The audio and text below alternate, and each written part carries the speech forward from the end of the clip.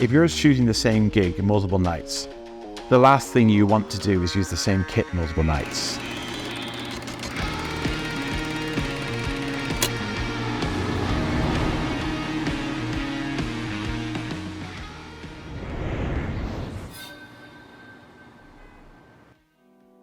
Hey everyone, Pete from London Camera Exchange, and today you join me here with Pete Neill from shootthesound.com. That's right, yeah. There we go, got it right. Nice one.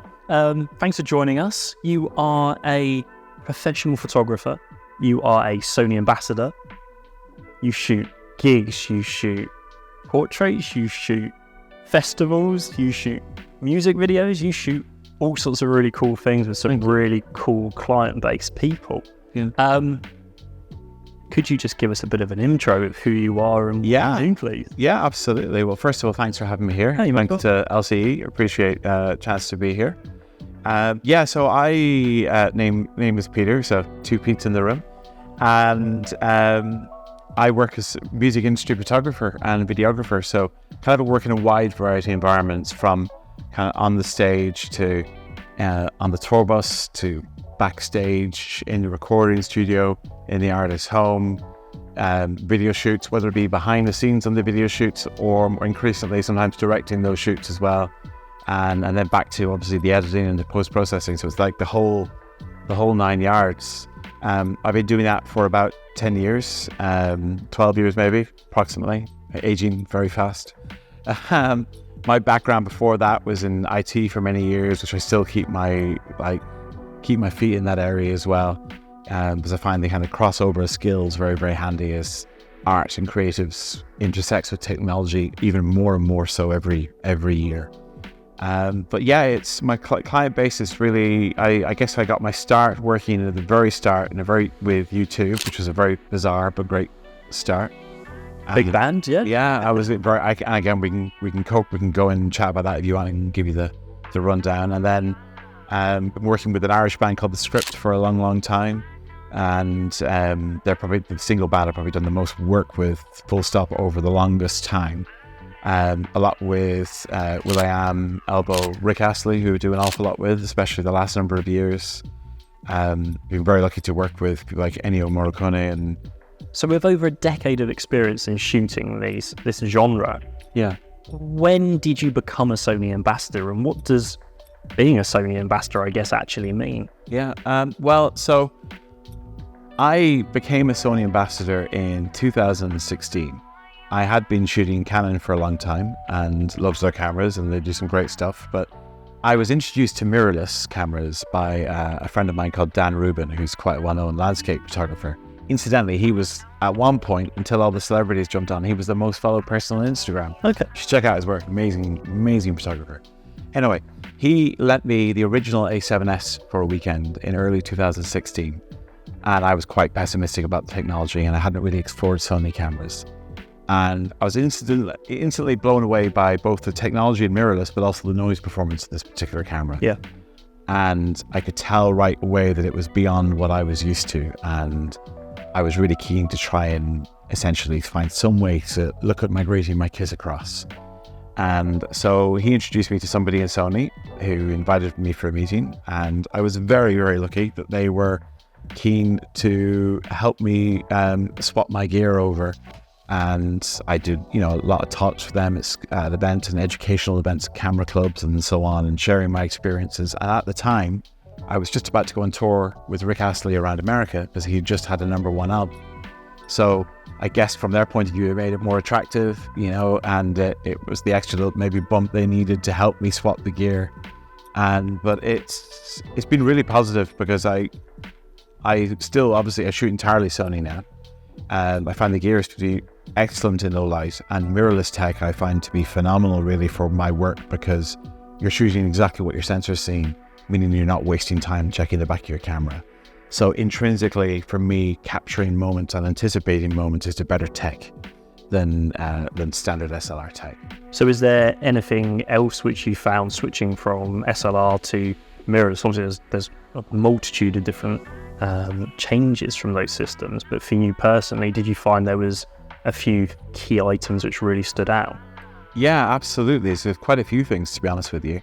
Another thing that's worth mentioning probably is technologies like, for instance, focus peaking. So a lot of the time I would use various autofocus modes on the cameras, and some of the autofocus modes are phenomenal and face tracking and so on. But there are times when you want to be very selective in a very creative way about what you're focusing on. And a classic example might be it might sound more commercial than creative, but say for argument's sake, you have a bass player who's sponsored by a particular amp manufacturer. And they might say to you, would you mind grabbing a picture of me with that awesome amp beside me? And Ben Sargent's the Scripps bass player. Actually, this has happened with numerous times. And so I'll have used the focus peaking just to make sure that logo for the bass on the bass amp is just perfect. So there are moments like that which modes like focus peaking are phenomenal for that. The inherent nature of the sensor always essentially being exposed to light also means that things like face tracking and any object tracking and scene inherently work better than they do with a system whereby the sensor temporarily gets obscured by something physically passing in front of it. So there's a lot of things inherent to the technology. The quality of the electronic viewfinders is such that you don't feel separated from your subject. And because you really are seeing what the camera sees, you actually get more things right in camera than I find you would. Yeah. And you end up taking less shots. Okay. Because you're taking less insurance shots. Yeah. Which also means more time to spend with your kids when you get home, and less data to back up. So there's a lot of very practical effects of shooting mirrorless, I think. So what is your go-to kit? What cameras or camera are you using? And do you have, I imagine you have a whole selection of lenses, but do you have sort of 4 or 5, which are kind of your, if we opened your camera bag up, if it was here, what would we be looking at? The go-to kit depends really sometimes based on what the gig is and what the environment's like. But for instance, camera-wise, I pretty much always have an A7R4 in the bag. I'll probably be upgrading that to an A7R5 at some point. Sony, I'm looking at you. Probably be upgrading that at some point to an A7R5, but I have that in the bag. That's a resolution beast. Yep. It's just immense quality.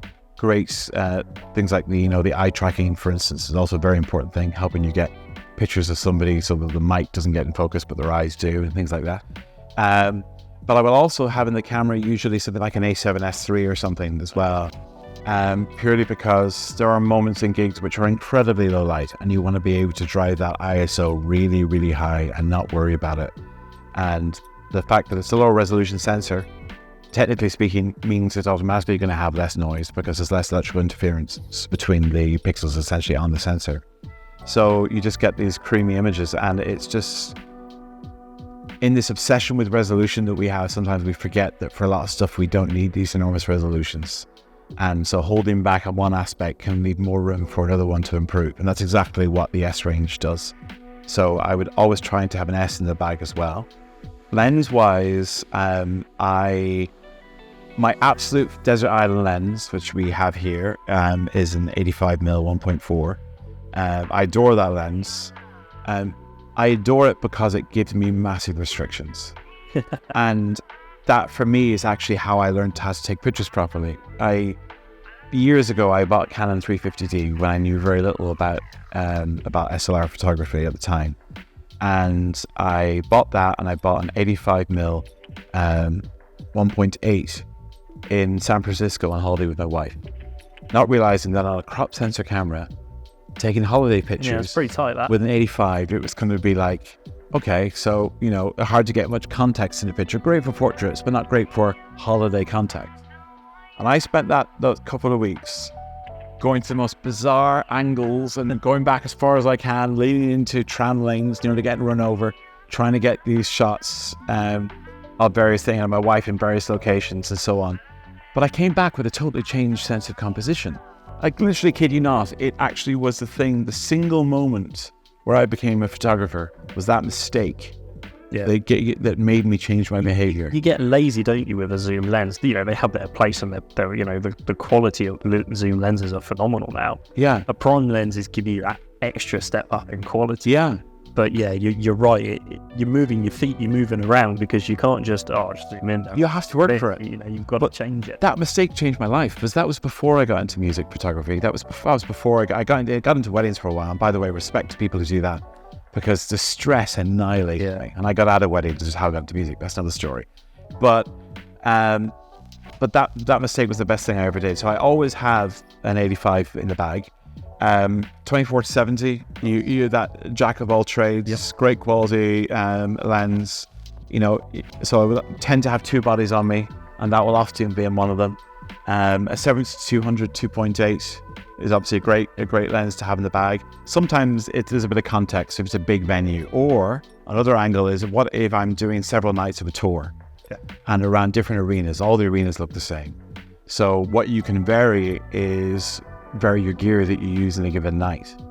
And that's really handy because if you're shooting the same gig multiple nights, the last thing you want to do is use the same kit multiple nights. Yeah. So your first couple of nights you'll get for each moment you'll pick what you think is the best lens for those moments and grab them and look at them, and then it's such temptation to grab the best lens again that next night. But ultimately, you're either going to get marginally better, marginally worse, or maybe there might be some freak luck thing happens and you capture something that you just would have got. But generally, you're not going to get much different. So on those other nights, what you want to do is pick the lenses that you would have regarded as the wrong lenses and get the shots that go beyond your assumptions and the shots that you would never have got because you've actually are forcing yourself into situations to use lenses that you wouldn't have used. And sometimes the shots aren't as good. But sometimes you get stuff that you never would have thought of and you go, oh, that actually works. And you get the shots that people look at and go, oh, that's interesting, because they would never have used that lens either. Yeah. So it's a way to introduce a bit of variety. And it's a really interesting way of doing it. Yeah, I'd never have thought of that personally with, multiple nights and being able to use different kit. It varies it, doesn't it? It does. And it makes the clients more happy. You creatively learn more because, and there will be nights where, you're 10 nights into a tour and you're like, what can I do? And you're like, just bring one lens out and make it the most restrictive thing you possibly can. That's your everyday zoom lens. You've got your 85mm prime. You've got your 70-200 f2.8. Yeah. Anything else? Yeah, I have a 12-24, which is really, really nice. Love that for that epic super wide feel. Oh, what's it called? I can't remember the exact Helios 44M. I can't remember the exact model name, but it's a very old lens. It says made in the USSR on the side of it. It gives this crazy bokeh. If you Google actually Helios 44M, and I know I'm missing out one letter of the model of it, but that'll be enough. Using one of those lenses sometimes at a gig, again, it might be a few nights into a tour when you're like getting more and more creative. You've covered off what they needed you to get. So now you're in total exploration mode. You have to find time in these jobs, which might feel quite commercial. You've got deadlines, but if you can make space to make it educational for yourself, then that makes it all the more rewarding, So that's a big part of it. Shooting gigs and festivals. I've shot a few local gigs myself, nothing on your level by any means, but I can imagine that shooting a gig with an artist that you're there working for compared to shooting at a festival are probably two very different sort of atmospheres and planning and shoots in a sense. It's amazing. You hit very much the nail on the head with a lot of things there. So you're right, they are totally different beasts. With shooting a gig, really your level of involvement is proportional to how long you've been working with the artist. Because how long you've been working with the artist has a direct effect on the trust level that's built up. Cool. And trust is literally the most important currency when you're working with these people. And with bands I've been working with quite a while, I get to very often go to rehearsals for the show, whether that be rehearsals for the actual band prepping or the actual production rehearsals where they build the whole stage set inside a warehouse. And the great thing about that is that you get to preview moments and chat to the lighting tech and see what they're planning and even come up with ideas, because there's certain lighting techs like Mirad, amazing company, and Jamie, who's one of their founders. They do all the lighting for an Irish band called The Script, who worked with a long time. Because I've worked with him for so long, I can suggest something or ask if it's possible at a particular moment to do something this way. Or I remember this one particular moment where the lead singer would jump off this drum kit at the end of the gig, and the lights were strobing, and we were trying to get a particular picture for a tour. And on one particular night, I asked him to make sure that light wasn't strobing at that particular moment, so that I could get everyone in the air as they were jumping properly lit. And we did, and it's great. And it's amazing that you can have that relationship and sort of collaborative approach. Yeah. Everyone gets, the after shots and everything like that of everyone's work together. So yeah, so it's really great that. And then the other angle to it is also then if you've developed this trust and you know the band quite well, you can chat to those individuals as well. And if they're, very often the bands are very, very involved in, these decisions as well. And some bands they might not be, but certainly with the script, I would always, chat to them about what are the most important moments for them, or if such and such person is going to be doing a solo on the guitar, or if there's a particular great moment with the drums, having a clue of what they're doing so you can better plan those moments. So so working at a gig like that is great. Obviously, if it's a band I don't know as well, I might only rock up on the day of the gig at soundcheck. And at least being at soundcheck is phenomenal, because you can get some idea of what's happening. And maybe you might get a couple of minutes to talk to the artist about big moments, or go and introduce yourself to the lighting tech, or I'll take a picture of the set list. If the lighting tech's happy, I'll get them to doodle on it a particular key moment. And I'll take a picture of the set list and put it as the background image on my phone. Really? And including any other notes I've written on it that maybe the artist has told me, and so on. So I have that just to look at on my phone, which is very, very handy. So with touring with these bands and artists for set gigs and tours, are you touring with them? Are you there multiple nights? We obviously spoke about, sort of a 4-night gig previously with, changing your lens systems over. So are you there with them along that tour? So you've got, I don't know, Wembley, you've got the other stadiums, you've got the other arenas and things like that you can go to. I wouldn't normally go on the whole tour because there just isn't the need. Yeah. And there isn't the budget for bands to pay for someone to go on a whole tour generally. So it's normally a run of gigs. It might be a run of 7 or 8 gigs, or 4 or 5, or maybe 9 or 10, just depends really on what the needs are and what kind of content I'm covering. Because I might also be shooting for a merchandise company, okay, who are going to be using content for making t-shirts. So therefore there's a bit more budget, because they're pulling some of the money into paying for me to be there, as well as the band who are paying for something for their socials. So you're not always just working for the artist or band, you're sometimes working for secondary client as well. Oh yeah, very often. And especially as you get to know an artist well, and you develop that trust, and you can spread your wings a little further within the organization. And that's kind of one of the things that's key for me in actually making it a sustainable business, really, is that you have to treat every individual concert tour as an ecosystem. It's not just about the artist. There are so many commercial entities and creatives represented, and when their work and their represented in that comes to fulfillment by bringing everyone, different people's work together. So whether that be the people who are doing the hair and makeup, or the people who are doing the lighting design and show design, it could be the sound desk company might want pictures of a particular sound tech in front of a particular desk with a wide shot with the stage looking epic in the background. The lighting desk, same thing. You can even be doing something for maybe some pictures for the catering company on the tour. Want some pictures with the artist sitting at a table in the middle of catering, amongst all the crew and stuff. I mean, that's happened before. So all these different things mixed together actually are what make it more sustainable as an income. I still do other things as well. I direct music videos as well. So it's partly out of necessity of, because essentially you have to be adaptable and increase your skill set. I didn't always do video. Yeah. But it's also really out of creative enjoyment and working into new areas as well. But yeah, you'll never get into this as a full-time job if you just contact the management of the band and try to shoot for the band. You have to think of the ecosystem and treat them all as roots in, And then once you're in there, develop trust. And then if you are, say, working for the lighting, the company that supplied the lighting desk, that any images you give them have to go back to management for approval before they can use them. Okay. Which means all you need to do is be CC'd, and then you can reply and say if you want to use any of these images, or if you like them and you'd like me to come to one of your gigs and shoot it for you, then you can do it that way. Nice.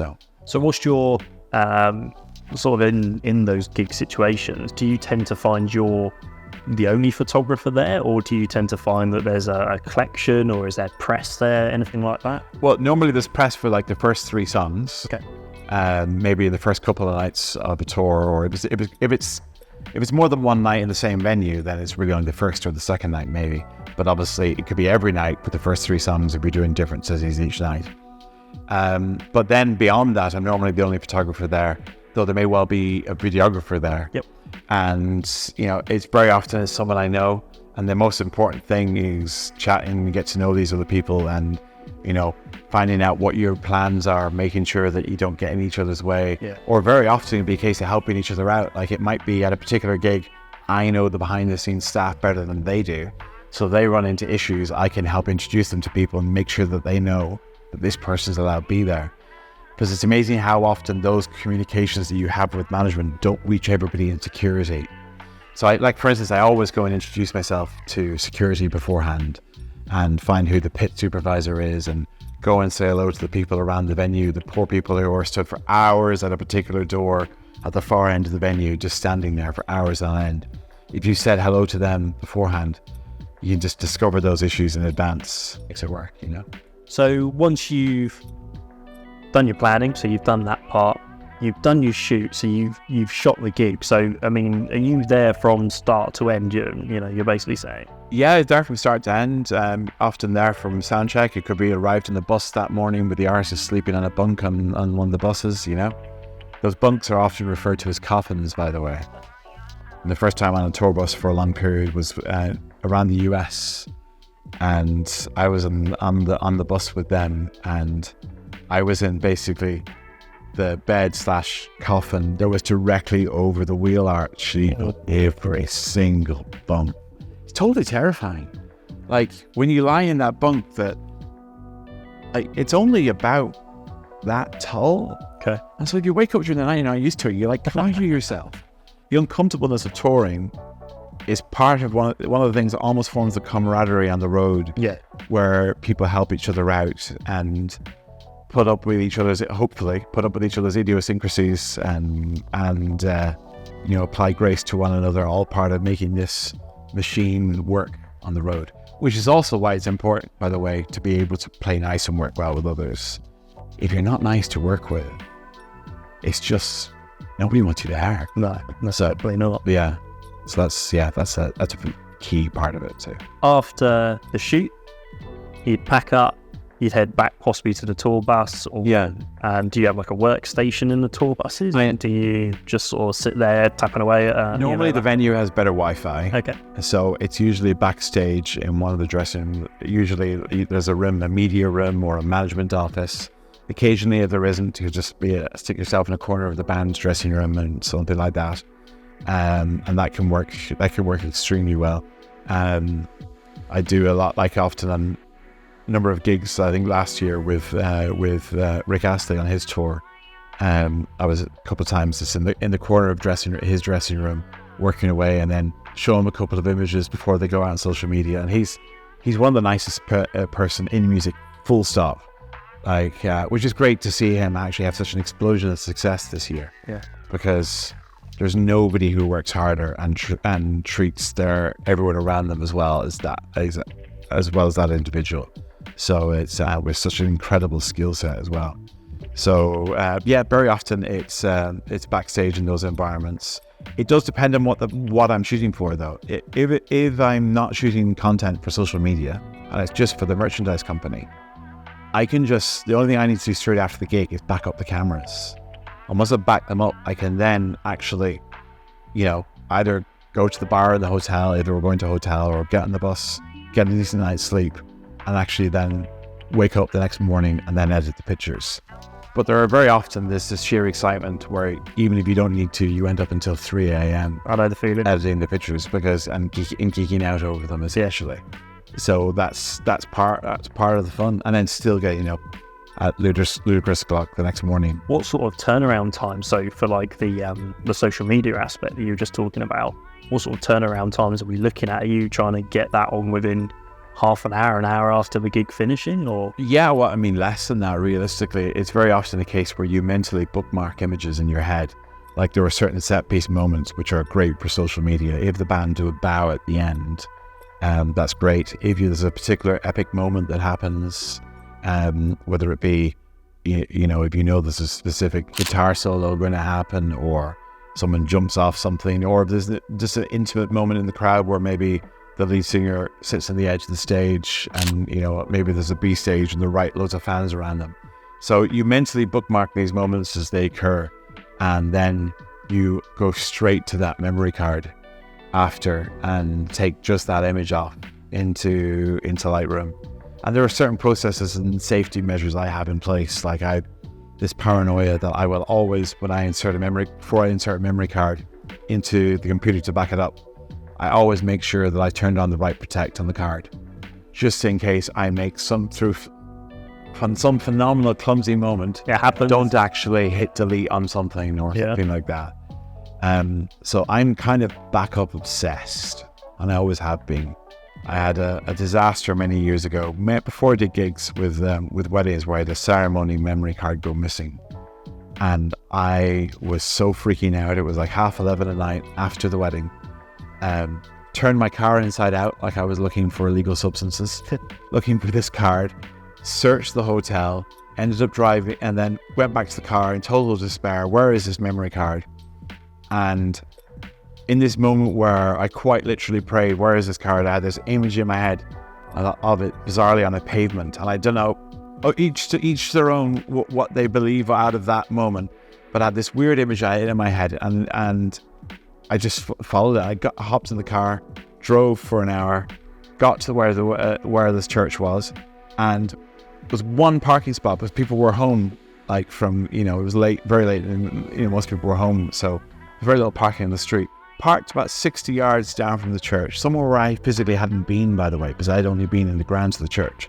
And there was as I pulled into the parking spot, I could see my memory card on the pavement.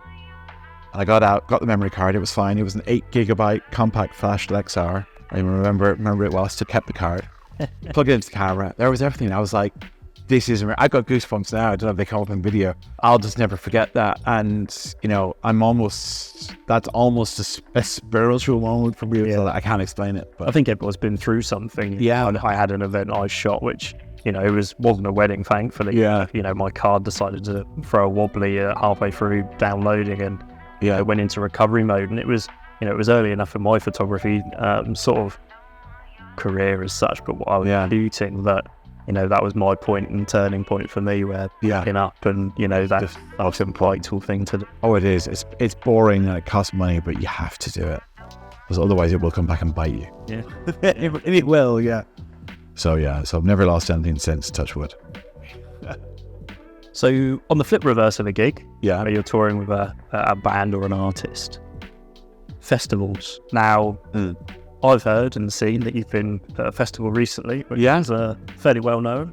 Glastonbury, my first Glastonbury, and it was epic. I was there with Rick Astley, who had an explosive Glastonbury. He did his main set on the Pyramid stage on the Saturday, and then another set later that day with a band called Blossoms doing a set at the Smiths. And both sets went down crazy well. They very much seemed to be being the highlight of Glastonbury for a lot of people. And I'd expected it to go down well, because I've known him for a long time and known just what a powerhouse he is as an entertainer, but also as a musician. But he's been, for many years, chipping away at, because although never going to give you up, it's done a lot of good things for him, obviously. But also, there are some people who only know him for that. Yeah. And as such, it's very hard for someone to actually gain enough notoriety to peak above that, because that's such a big thing to be in the shadow of. But it was like a moment, I was so happy for him, because it was a moment where he eclipsed all of that, and people could see him for the artist he is. And I'm passionate about it because he's really great to work for. He is such a good musician. And it was just lovely seeing that moment where he totally like owned that crowd. Must be amazing to share that with. Yeah, and just to stand on that stage and witness that happen, it was quite cool. Because even just a few minutes before the gig, he was like, no one's going to be there. No, we're 12 o'clock slot. It's not going to fill up. And then it did. And it was just enormous, like 80,000 people in the crowd. And then the Blossom set knocked people's socks off as well, which was fantastic. So being on that stage, and I was like, this is a daytime gig. You've got no control over anything. No control over anything. 80,000 people. You've got no dark shadow spots really to hide behind. So you're going to be visible, and I'm all over iPlayer to my shame. but in the background and various moments and so on, and on the YouTube BBC clips as well. People have been sending me screenshots non-stop. But standing on that stage is pretty mental. And there was one particular moment where there's a front walkway and Rick walked out on it. And I wanted to get a picture super wide, bang on central, with the whole crowd and Rick walking along parallel to the crowd. So I went front and center. And I tell you, the butterflies in my stomach and the lightheadedness when you're like standing, even though people are not watching you, they're watching Rick. But just standing there is just nuts. Yeah. So it was a really special moment that I will never forget. Like, to be honest, it's definitely up there and probably a most important moment for me working in gigs was that moment. And then, I mean, equally a close, also in the top 5, that Blossom set was pretty phenomenal as well for me. Like that was, he's a great performer, and the way he handles those songs and is fantastic, and Blossom's credit to them. I personally believe they do such great tribute to that incredible music. It's great to see it played live and people enjoying it so much. So that was a really special moment to be involved with. And then I got the particular picture that I took of Rick swinging the microphone, which I loved watching that moment. And I had a fair idea that moment would come. And I was down in the pit at the time, but it was about halfway. I think it was actually towards the end of the gig. And might have been during There's a Light That Never Goes Out. But anyway, I digress. But I got this moment where he was swinging the mic. I was really happy with the picture and kind of mentally bookmarked it. Got back to where we were staying, not camping, by the way. I for needs of being able to charge gear, I wasn't camping. Looked at the picture, I was like really happy with it, and we put it out on Rick's socials and so on. But a few days after Glasgow, the Glasgow head office contacted me and said, we pick a picture every year from the festival that the staff internally wrote on it and becomes the picture of the festival, and we print it out really big and put it up in the wall in our HQ. And then they were like, we've picked that picture of Rick swinging the mic. Oh, later. And I was like, that's awesome. I was like, please, you have to let me see it when it's up. I want to come down and see it, which is cool. So it's kind of like that. So I'm really kind of pleased with that. And I'm sure, hopefully, Sony will be pleased with that as well.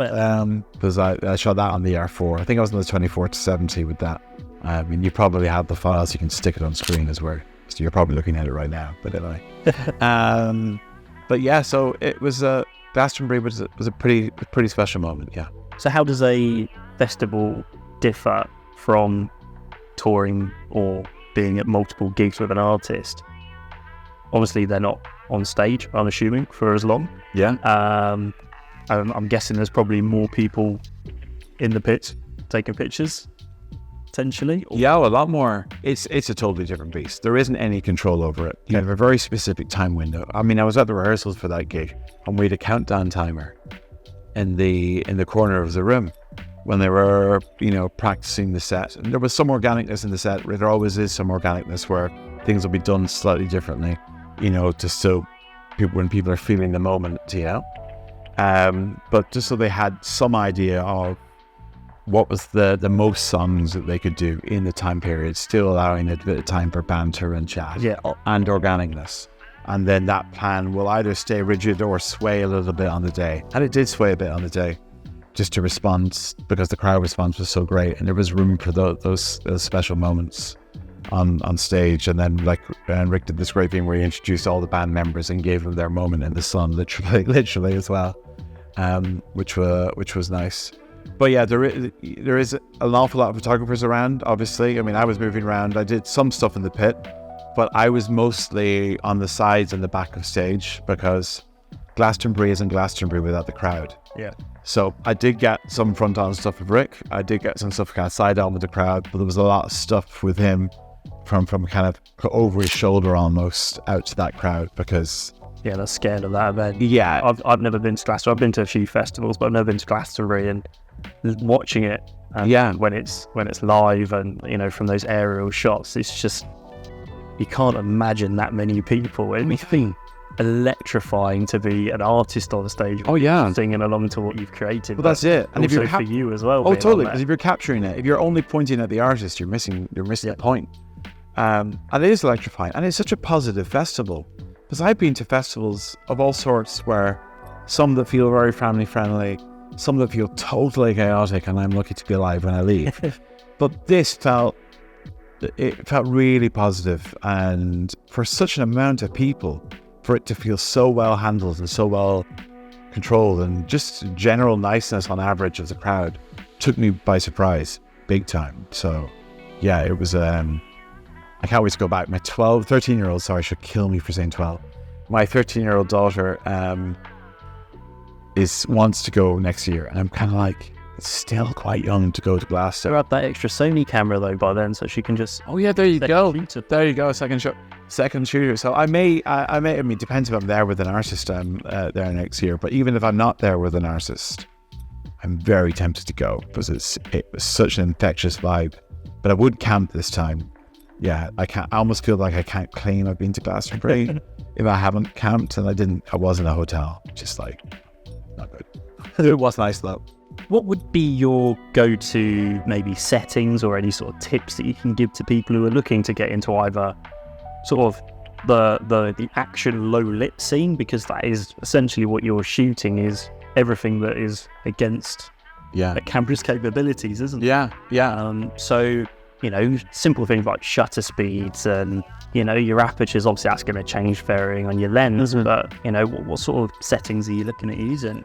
Yeah, you're right that a lot of the time what you're doing is combating what your camera might want to do, especially if you're just starting out and you might not have what you might consider the ideal kit for it, but you want to make the most out of it.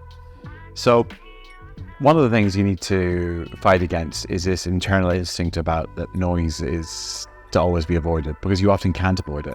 And often something that might look very noisy in the screen looks absolutely fine. You've printed it, and you're like, why did I worry? Or whatever the case may be. So there's certain hang-ups like that you have to get over tube wise. Settings wise, I mean, to get, I guess, more into the weeds of the issue, the shutter speeds often is one of the most common questions you get asked about. And one of the things you need to remember is obviously it's slightly relevant to your focal length and how much you're moving. And obviously the longer the focal length, your movement has more effect in the image. But you also need to consider that the artist's movement, and no matter how still you are, they're moving, they can be blurred and so on. So there's a lot of factors at play. Now, for argument's sake, to give you an example scenario, say I am photographing close up on maybe a 35mm or something on a guitarist doing a solo and I'm in the pit. There might be a temptation where you feel that you want to freeze the action entirely. And it's understandable that someone might do that, and they get their shutter speed to like 1/400th or whatever, and they're trying to get nailed, and they have their ISO really high as a result. And they've got, maybe if they do have like a really fast 35, great, you know, let loads of light in. But maybe if they're on a lens that doesn't let in a lot of light, their ISO that they've gone to might really be working against them. And they might, even though noise isn't always the enemy, it might still be too much. One of the things that's really important is to remember that you do actually want often some kind of movement in the scene to give some of the energy. Now, if it's someone doing a guitar solo, it might be the case that you want to slow your shutter down enough for the person to be static, but their hands on the strings to have motion blur. So you might actually want to go down to 1/100th or 1/80th and try and hold yourself as rigid as possible. You know, whether that be something you've bought to assist, or whether that be holding the camera strap tight away from your neck, so you've got that tightness in the strap that you're pushing against, which is helping keep the camera steady, or holding your breathing, or your hip on your belts, and so on. All of these things can be handy, but bringing the shutter speed down to a level where you capture your subject but still allow some energy in the shot. So there are moments obviously where you want to totally freeze things, but just be aware that low shutter speed can be a tool in those moments that can be used very, very effectively. I guess there's no hard one and fast rule for any of this because of the different equipment that people have.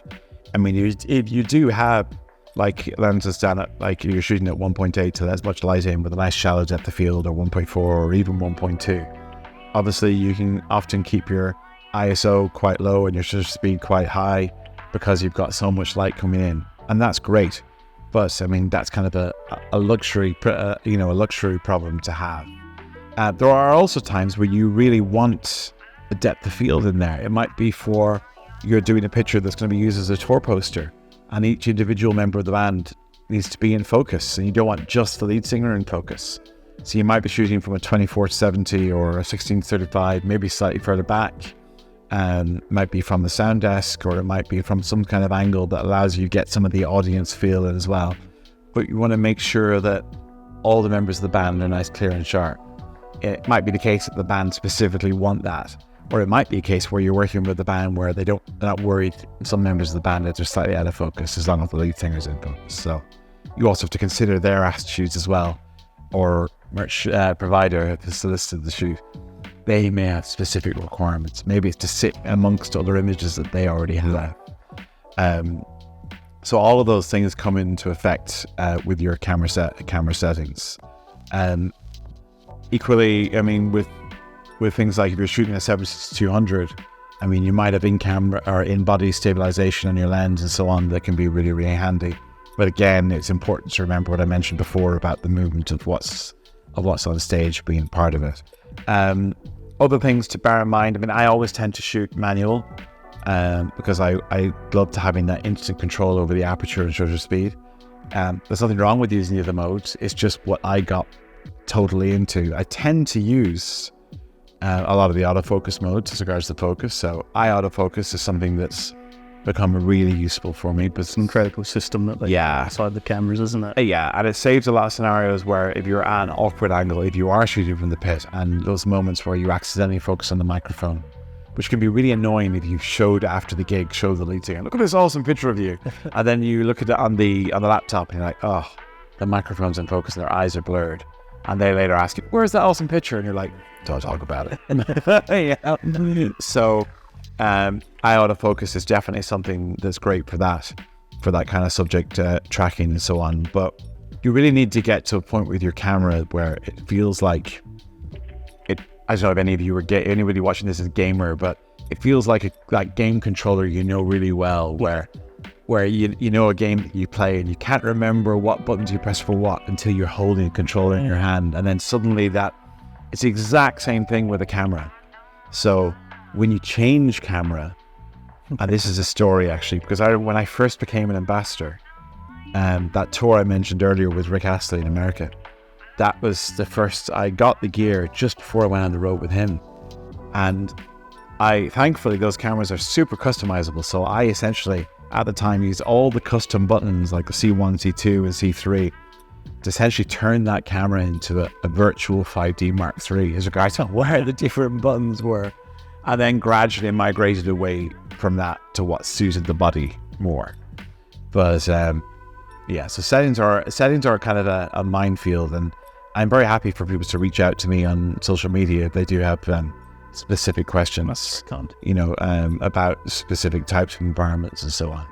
So post-processing work, do you spend a lot of time editing, or are we talking quick tweaks, exposures, things like that, highlights, or are you doing full Hardy manipulations, I suppose? It's quite quick generally. Like if I've shot a gig and I've maybe shot, for argument's sake, it might have shot 3,000 pictures at a concert over a full concert, 2 bobbings over the course of a single night. I'll spend 3 hours editing them down to 75 pictures. Okay. So it's, you know, I'll run through them and I'll mark off the ones as 5-star that I know I definitely want to use in some form or other. And then I'll do a second pass where I compare those. We usually, by the way, scroll through them from the back, because you tend to shoot something once you stop shooting something once you know you've got the shot that you want. So if you go through it backwards, you usually find the best shots more quickly. Okay. I know it's bizarre, but it works. Kind of makes sense. Yeah, and when you're working through a lot of gigs, it's having these little shortcuts. But I don't tend to do crazy. I certainly would never add something to a shot, or add any crazy special effects, or add more lighting, or it's mostly shadow toning, potentially, playing with contrast. All stuff that you could have achieved through in the old days by choosing what film stock essentially you had used. The only time I would ever do more is if I'm shooting in a non-documentary method, which is maybe something for a tour program.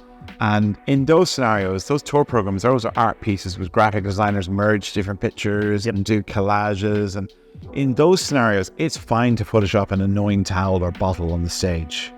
Or something like that, or there's somebody in the crowd with an offensive sign that can't be in the picture, and that's the only thing that's stopping that picture from being suitable for the tow program. That's fine. Edit that, but that's the only scenario where I would do more, because otherwise it's kind of like defeats the challenge and defeats the purpose of it, really. So post-processing generally for me is something that is to make the most out of a moment, but not change the moment, if that makes sense. Yeah, no, makes total sense. For anyone who wants to potentially get into this world, you know, I'm not saying necessarily the festivals or working with, you know, A-list, you know, musicians, but maybe wants to look at local bands, or maybe there is a certain band touring in their area. Is there any way or any sort of tips that you can give to people who might be able to approach these sort of promoters or management and things like that? Because I've done local, but it's all been through local bands have been through, you know, a friend at college when I was there, and then from that they toured a little bit, and they basically supported a band that I then shot and photographed, and then kind of started doing work for them as well. So it kind of rolled off, and it's a bit like that relationship that you were talking about earlier, but I never went for, you know, the A-list stuff, you know, where I'm based Southampton way, so, you know, Southampton Guildhall and stuff, you know, I never went for anything like that, but I know it can be quite challenging sometimes. It can be hard to get into. I mean, it is hard to get into. There are a certain number of attitudes and things you can do and approaches you can take that are really key for me in order to making this business sustainable.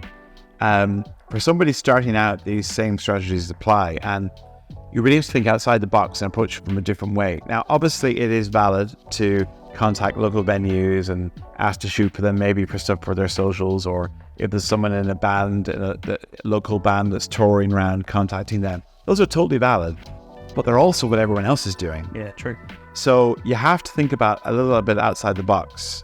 So it might be a scenario whereby, for argument's sake, say there's a splitter van hire company that you found locally. You've done a quick Google, and you know that splitter bands get hired by small bands who are touring and are traveling around.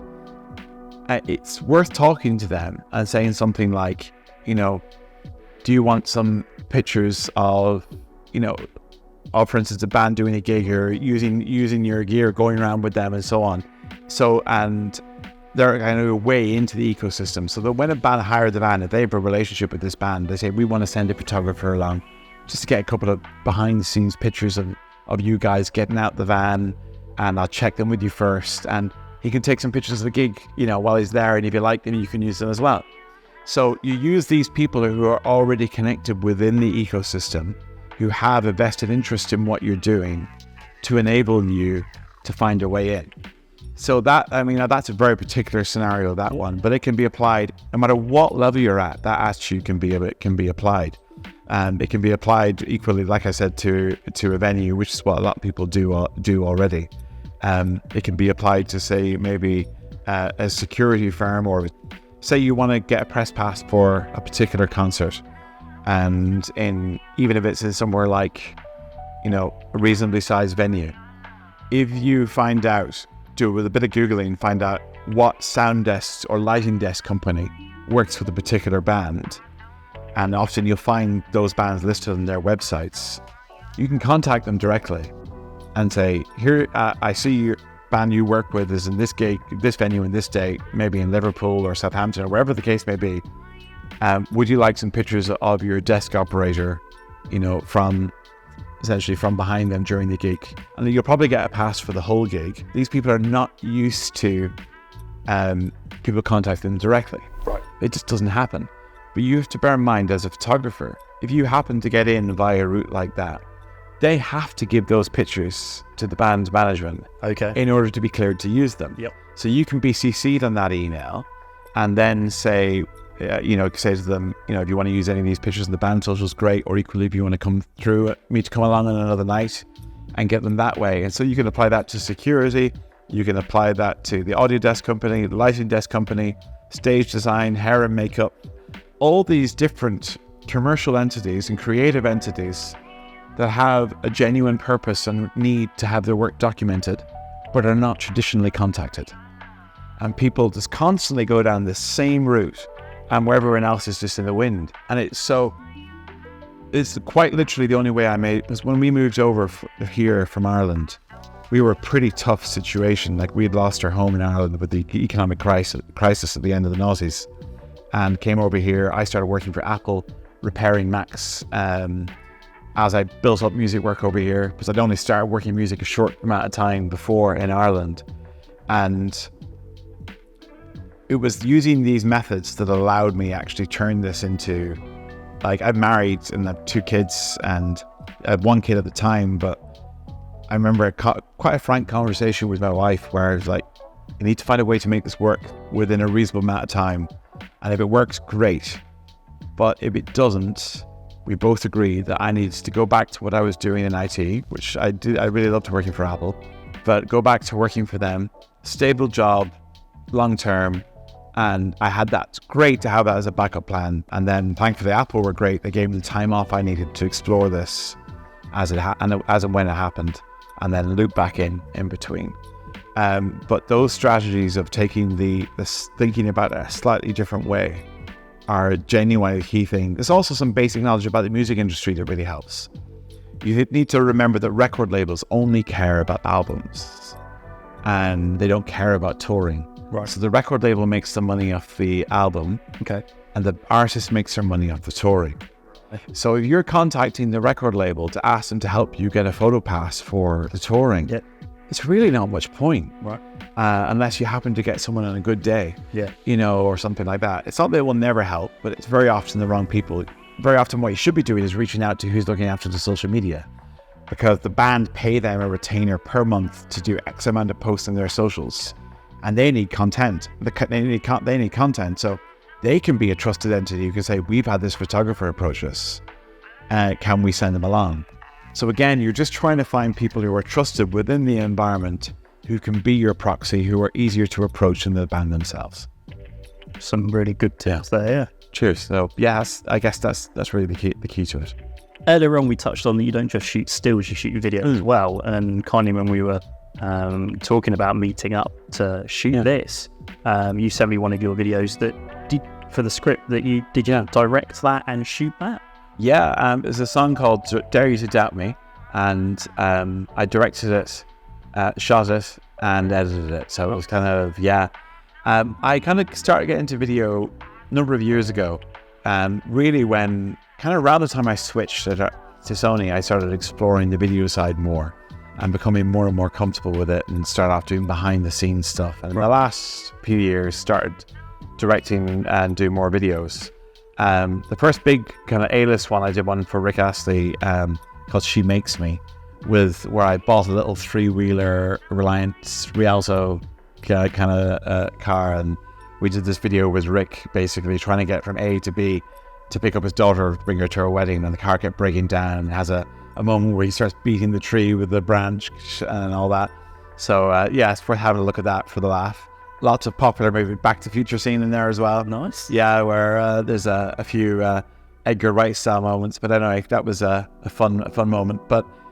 And then that was kind of pre-COVID, and then I was kind of itching to do another one. And then, as I mentioned before, I've worked with the script for a long time, and they were on tour last summer, and they had this song they wanted to release kind of in between albums called Dare You to Doubt Me.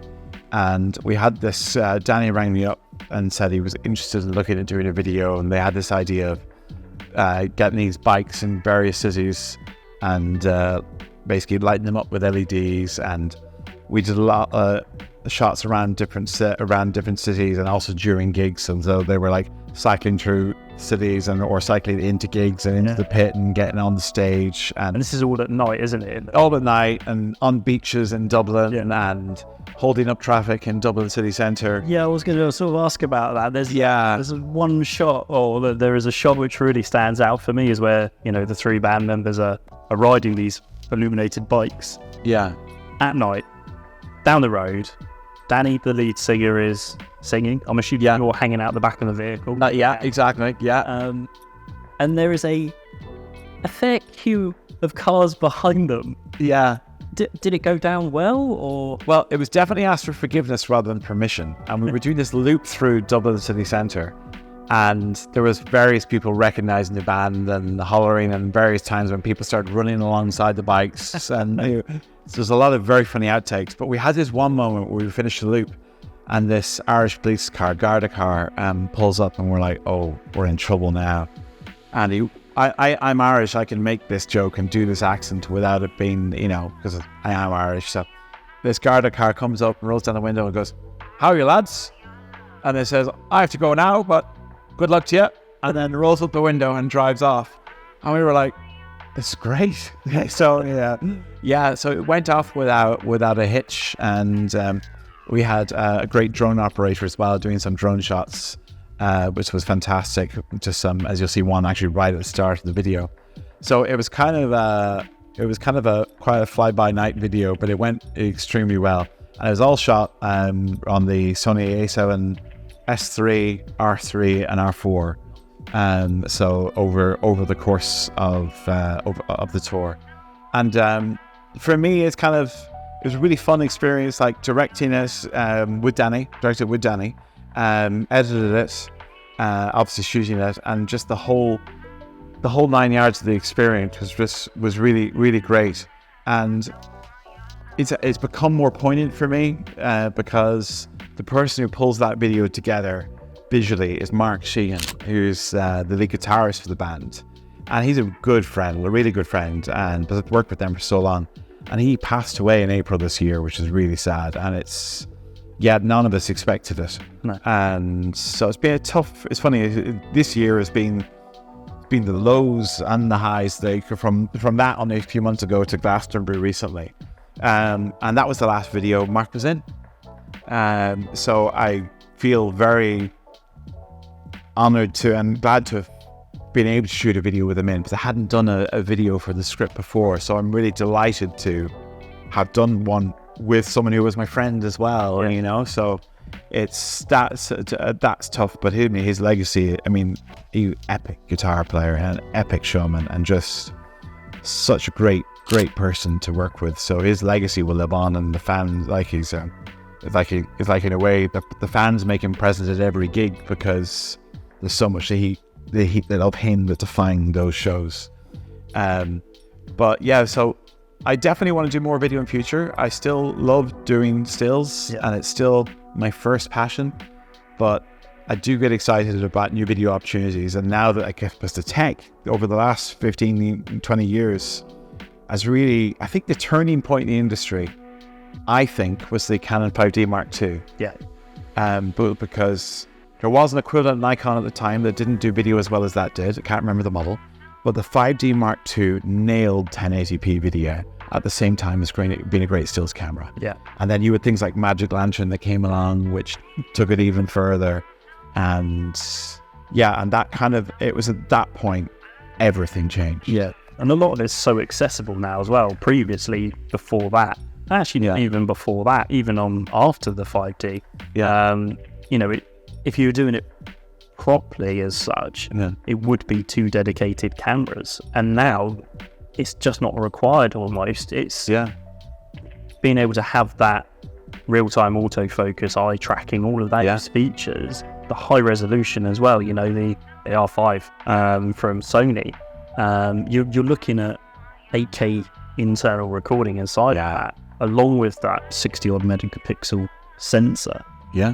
You know, it's ridiculous what's inside that and what it is actually capable of doing. And it's very exciting, not just for people in my industry, but it's very exciting for indie filmmakers. Because suddenly there's image quality available that people couldn't have even thought of approaching at smaller budgets, 15 years ago. It just wouldn't have been possible. And then even the post-processing side is advancing in similar ways, that all the various technologies around AI and so on are massively improving what's possible in post-processing. I mean, we had a conversation earlier about what's possible even in noise reduction in audio. It now compared just the evolution of the tech in that area in the last 6 months, and overall really in the last 10 years, it's just mind-boggling. But it's great because it's just giving so many more options to creatives to expand into other areas that they were slightly walled off from before, whether it be financially or kit-wise or whatever the case may be. So before we finish this chat or interview with you today, it'd be nice if we could touch on kind of almost like a personal moments for you. Is there something which stands out, or is there an image, or is there a few images? What's been, I know we've mentioned kind of Glastonbury was a huge, highlight for you and some other bits, but if you had to pick out maybe one or two moments, whether it's photography related or whether it's kind of a little story, or your favorite image, if that's even possible. Where would your mind go? Two favorite moments. One's a colossal fail, which I get reminded about so often, which I'm happy to share because someone else might learn from it the same way I did. And one's a real high point as well. So both were actually with the script, because I've been working with them for so long. I'll start with the high point and then finish with the fail. Okay, there you go. Why not? It's supposed to do it the other way around, but who cares? So the high point, really, I think there's a shot that I took on tour with them in 2014 where we wanted to get a tour poster with Danny, the lead singer, and Mark, the guitarist, who we just talked about earlier, in the air jumping at this moment at the end of the gig, and the drummer about to slam down on the drum kit. And earlier in the tour, I got an image of just Glenn, the drummer, and Danny, with Danny jumping, taken from the stage, looking out at the crowd. And we looked at that and thought, oh, how cool would it be as a tour poster if we got all three of them in? So that set in process the next several nights trying to get this picture. And over the course of the next few nights, there was one occasion where it almost worked, but Danny had picked up an Irish flag off the floor, and he kind of over his shoulders. So he looked like an Irish flag that was jumping with legs. It looked like something had been photoshopped in. So like, nope, not going to work. And then the next night, there was this strobing lights, and we did the jump again. They're all in the right places, but the picture was exposed at the right moment with the light off. Right. So then on the next night, in order to try and get the shot, I spoke to the lighting tech, who very kindly, for that particular moment, stopped that light strobing and made it constant. Yeah. And everything came off, and we got the shot with Mark and Danny in the air and Glenn slamming down the drums, and then it became the tour poster. Nice. So that was we really had to work for that shot, and it was very collaborative. It was fun. It was a kind of a live music moment. So that for me was probably my favorite, because so much effort, planning, and the shot itself, everything came together, and the collaboration with them. It was just, it's as much the images, but it's as much what went behind it to make the image. Is what makes it so special to me. And then with the same band, favorite moment looking back on it, I was very green. First time going to America. It was 2012, and first time going to America to shoot a gig, and it was in the Radio City Music Hall with the script. I arrived that morning, flew into JFK, went to the venue, and I wore a red stripy top, which you just don't do. And I don't know what I was thinking, because I had shot stuff from the pit in my previous experiences, gigs before that. It was always from the pit. I'd never had access to stage. And I wore this red and light grey stripy top, and I stuck out like a sore thumb. And it was really, really funny, because at one point during the gig where I was on the stage, I kind of got trapped behind the drum kit, because these lights were on and I couldn't actually see a way off the stage without being super visible. And I waited for a song and a half until there was a gap where I could get off the stage, and I could see Danny winking. I'd be laughing, realizing, and nobody said anything to me, like, change your top. I think they were all laughing inside, knowing that he's going to pay for this, like, and from the point of view of notoriety for making such a mistake. So whenever I go to one of their gigs now, I am head to toe, even to the point where there were white highlights on my runners, and I had, like, with a black pen, like, Sharpie. So it was just ridiculous. Like, I remember Danny commenting that I was some kind of, like, martial arts ninja, in this all black. But people will still say to me, "Oh, you decided to be camo tonight. That's nice." And you know what I mean? But still, this is like 13 years on, or 11 years on, or whatever it is. So yeah, that's a kind of an embarrassing moment that will live as an infamy in my career. But at the end of the day, I learned from it, and hopefully someone here can avoid the same embarrassment, somebody watching. No, it's been really cool. So thank you. Thank you so much for today. Thank you as well. Really inspiring and really nice to kind of hear your story. Well, you made it really easy. It's just great to chat. So I really appreciate your time. So thanks very much. Thanks so much. If anyone wants to find you, follow you, where can they do that? So they can follow me on Shoot the Sound. So that's SHOOT, the sound. For some reason with my accent, a lot of people thinking that I'm saying shoot the sand. Okay. I get that the whole time. It's just the sound. Yeah, sound, not sand. Yeah. But yeah, thanks very much. It's been great. Excellent. Thank you. Cheers. Thank you.